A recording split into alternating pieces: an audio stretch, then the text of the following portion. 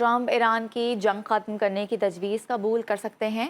سابق امریکی عہدیدار Henry S ینشر کے مطابق ٹرمپ انتظامیہ عالمی معیشت پر بڑھتے دباؤ کو کم کرنے کے لیے ایران کی پیشکش پر غور کر رہے ہیں۔ ان کا کہنا ہے کہ ٹرمپ اور ان کی سیکیورٹی ٹیم اس تجویز کا جائزہ لے رہی ہے، جبکہ آبنائے ہرمز کی بحالی کو ترجیح دی جا رہی ہے۔ انہوں نے مزید کہا کہ ٹرمپ ایران کی جنگ ختم کرنے کی تجویز قبول کر سکتے ہیں۔ جوہری معاملہ حل کرنا مشکل ہوگا، تاہم آبنائے ہرمز کے مسئلے پر پیش رفت آسان ہو سکتی ہے۔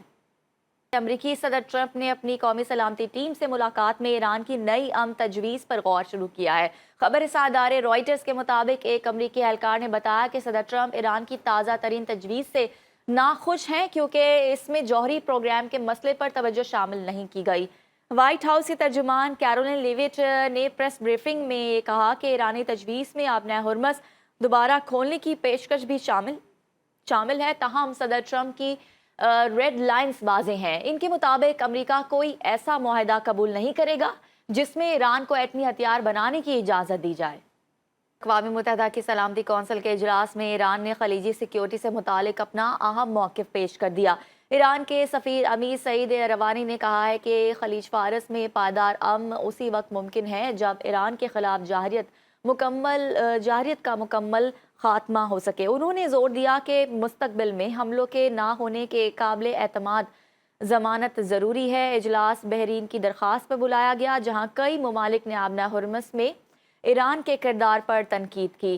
ایرانی سفیر نے امریکہ پر سنگین الزامات عائد کرتے ہوئے کہا کہ امریکہ تجارتی جہازوں کو نشانہ بنا رہا ہے، عملے کو ہراساں کر رہا ہے، جہازوں کی ضبطگی قزاقی اور دہشت گردی کے مترادف ہے۔ انہوں نے شکوہ کیا کہ کئی ممالک نے صرف ایران کو تنقید کا نشانہ بنایا، امریکہ کا ذکر نہیں کیا گیا۔ ایرانی سفیر کا کہنا تھا کہ عالمی برادری کو ان اقدامات پر بھی توجہ دینی چاہیے تاکہ بین الاقوامی بحری راستوں کی سلامتی کو یقینی بنایا جا سکے۔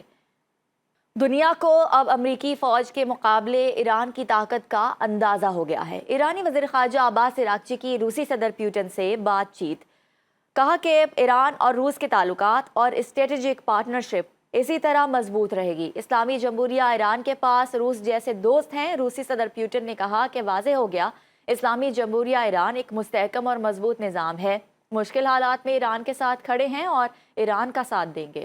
ایرانی وزیر خارجہ کی پیوٹن سے ملاقات کے بعد ایران روس تعلقات کی تعریف۔ صدر ولادیمیر پیوٹن سے ملاقات کے بعد ایران اور روس کے تعلقات کو سراہا۔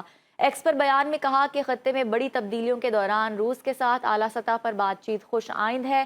حالیہ واقعات نے دونوں ممالک کی اسٹریٹجی شراکت داری کی مضبوطی کو واضح کیا ہے۔